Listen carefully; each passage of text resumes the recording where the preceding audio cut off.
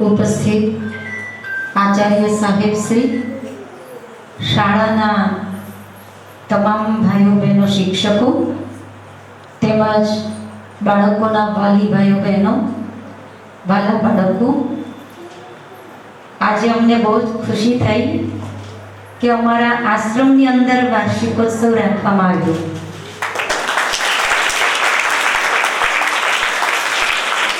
અને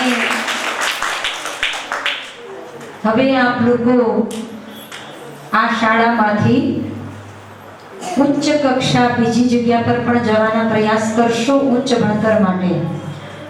ખરેખર શિક્ષક ભાઈઓના બે ભાઈઓના મેં સાંભળ્યા વિવેચન, ખૂબ જ એમ ગમ્યું કે કેટલું બધું આપ લોકોનું ધ્યાન આપે છે, કેટલું સરસ ભણતર ભણાવે છે.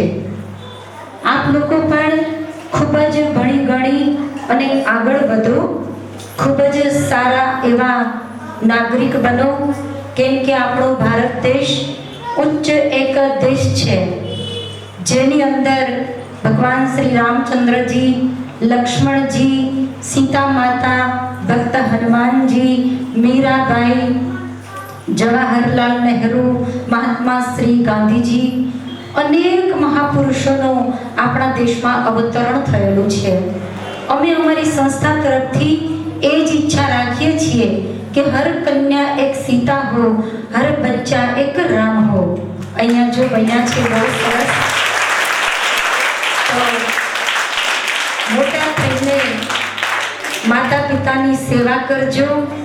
ઉચ્ચ શિક્ષણ પ્રાપ્ત કરીને આપણા શિક્ષક જેમને કારણે તમે આગળ વધ્યા છો એમનું પણ હંમેશા નામ રોશન થાય, માતા પિતાનું પણ નામ રોશન થાય એવા કાર્ય આપ લોકો કરજો.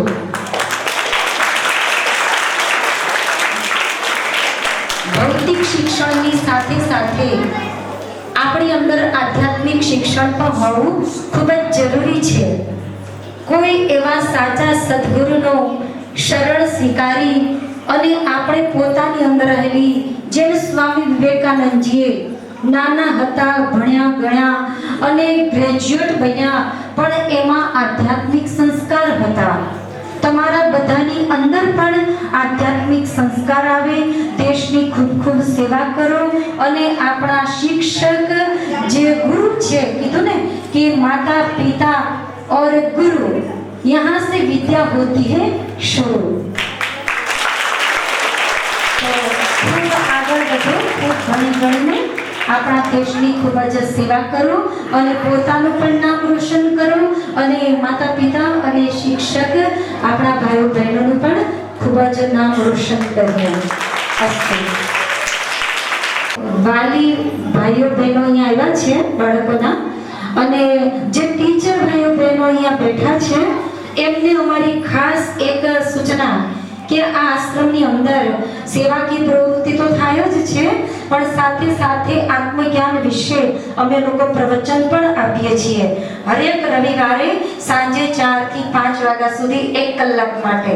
તો આપ લોકોને બધાને અમારું કહેવાનું કે આપ લોકો અહીંયા સત્સંગમાં પણ 4 થી 5 પ્રત્યેક રવિવારે આવી અને આધ્યાત્મિક જ્ઞાન તો દરેક માટે જરૂરી છે. તો અમારી ખાસ આપ લોકોને કહેવાનું કે આપ લોકો ઉઠાવે છે. અને યુટ્યુબમાં પણ અમારા પ્રવચનો આવે છે. માનવ ધર્મ ગુજરાતી ચેનલ તમે સર્ચ કરશો તો એમાં અમારા ગુજરાતી સંતોના પ્રવચન પણ આવે છે. તો એમાં પણ આપ લોકો લાભ ઉઠાવી શકો છો. અસ્તુ. ભારત માતા